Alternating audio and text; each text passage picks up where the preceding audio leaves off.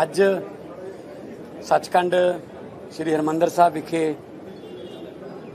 श्री अरविंद केजरीवाल जी अपने परिवार समेत, मैं भी अपने परिवार समेत परमात्मा का शुकराना करने लिए आए हैं, नतमस्तक होए हैं। जो पिछले दिनी मानयोग दिल्ली की अदालत वालों एक सच का फैसला आया कि जो इल्ज़ाम, जो झूठे इल्ज़ाम आम आदमी पार्टी के बड़े बड़े लीडरां ते लाए, उन्होंने जेलों च भेजा तो बिल्कुल झूठे निकले। तो मानयोग अदालत ने कहा कि केस ही चलाना नहीं बनता, तो मुकदमा ही नहीं बनता।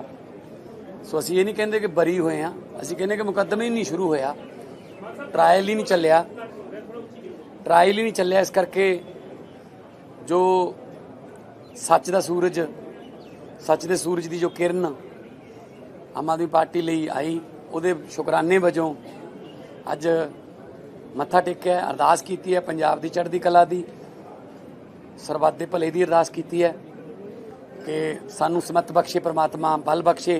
जो जिम्मेवारी लोक सेवा की साडी लाई गई है, लगभग 4 साल पूरे होने वाले ने, तो उहदे संबंध च बजट सैशन भी चल रहा है और बजट भी लोक पक्षी पेश किया है ताकि पंजाब जिहड़ा है वो साडा तरक्की करे, पंजाब नंबर 1 सूबा बने, तो असीं वध चढ़ के इस पंजाब नूं नंबर 1 बनाउण च अपना योगदान पा सकीए। सो अज सिर्फ अपने परिवारां समेत असीं नतमस्तक होण आए हैं, परमात्मा का शुकराना करन आए हैं कि इस तरह सानू बल बख्शी, सच के राह ते चलण दा, ईमानदारी के राह ते चलण दा सानू बल बख्शी, ताकि असीं देश कौम की सेवा कर सकीए। और जिस वेले असीं दरबार साहब के गलियारे दे विच एंटर होए तां जो शब्द चल रहा सी, जा तू मेरे वल है तो क्या मोह छंदा, जे परमात्मा जी दे वल हो जे तां उन्हां नूं कोई डर नहीं रहिंदा, भै नहीं रहिंदा। सो असीं हमेशा उस वाहिगुरू के चरणों के विच मत्था टेकण वाले, झुकण वाले बंदे हैं, तो परमात्मा सानू समत बख्शे, बल बख्शे कि असीं देश कौम की सेवा कर सकीए। एक मिनट, आज हम लोग दरबार साहब में वाहिगुरु जी का शुक्रिया अदा करने के लिए आए हैं, नतमस्तक होने के लिए आए हैं।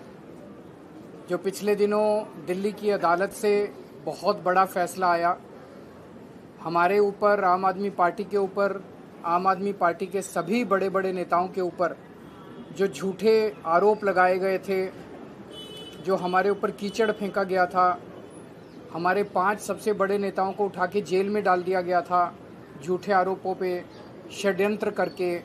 एक सिटिंग चीफ मिनिस्टर को उस रात के अंधेरे में उसके घर से घसीटकर जेल में डाल दिया गया था। वो सारे आरोप खारिज कर दिए गए और अदालत ने कहा कि इतना भी सबूत नहीं है कि मुकदमा भी चल सके, तो आरोप मुक्त कर दिया अदालत ने। और ये वाहिगुरु जी की कृपा के बिना नहीं हो सकता था, उनके आशीर्वाद के बिना नहीं हो सकता था। इसके पहले भी मैं कई बार दरबार साहब आया, वाहिगुरु जी का आशीर्वाद लेके गया, और उनके आशीर्वाद से अब जब हमें हमारा सम्मान वापस लौटा है, हम सारे आरोप से मुक्त हो गए, तो आज हम सब परिवार, मैं, मेरी पत्नी मान साहब, उनकी पत्नी, हम लोग नतमस्तक होने के लिए, शुक्रिया अदा करने के लिए वाहिगुरु जी के चरणों में आए हैं। वाहिगुरु जी हमें रास्ता दिखाते रहें, ऐसे ही आगे भी अपना आशीर्वाद बनाए रखें। हम लोगों को बहुत बड़ी जिम्मेदारी दी है वाहिगुरु जी ने जनता की सेवा करने की, ऐसे ही हम लोग जनता की सेवा करते रहें। 4 साल से पंजाब में सरकार चल रही है, बहुत अच्छी सरकार चल रही है। लोगों के स्कूलों के लिए, अस्पतालों के लिए, अब महिलाओं के लिए जो काम किए गए हैं, लोगों के स्वास्थ्य के लिए जो काम किए गए हैं, लोगों का आशीर्वाद मिलता है तभी हम जैसे मामूली लोग भी कुछ कर पाते हैं। ये तो हम जैसे मामूली लोगों की तो कोई औकात ही नहीं है। इतने बड़े बड़े लोगों के सामने हम लोग टिके इसलिए हुए हैं क्योंकि वाहिगुरु जी का आशीर्वाद हमारे साथ है और हम सच के रास्ते पे चल रहे हैं। 4 साल पूरे हो गए हैं, 1 साल भी इस टर्म का बाकी है, तो क्या करना है, क्योंकि वादे सभी पूरे हो चुके हैं जो जनता के साथ हो रहे थे। जैसे मान साहब हमेशा, 1 साल के लिए देने के अभी बहुत कुछ है, जैसे मान साहब हमेशा कहते हैं कि जो वादे किए थे, अगर हम 4 वादे करके 7 काम कर दें, 8 काम कर दें तो हमारा बड़प्पन है। 8 वादे करके 4 काम करें तो बड़प्पन नहीं है। तो हमने जितने वादे किए वो सारे पूरे हो गए। लेकिन अभी आप देखेंगे अगले 1 साल के अंदर और बहुत बड़ी प्लानिंग की हुई है मान साहब ने, उनकी पूरी टीम ने। और अभी कई सारे ऐसी चीज़ें आप देखेंगे। अब पंजाब को अपने को नेक्स्ट लेवल पे लेके जाना है, इंफ्रास्ट्रक्चर के लेवल पे, रोजगार बच्चों को देना है, इंडस्ट्री का कल इन्वेस्ट पंजाब शुरू हो रहा है। इंडस्ट्री, बहुत इंडस्ट्री अब आने लगी है। पूरे देश के बड़े बड़े उद्योगपतियों का इंटरेस्ट पंजाब में जागने लगा है कि पंजाब में जाके इन्वेस्ट करो।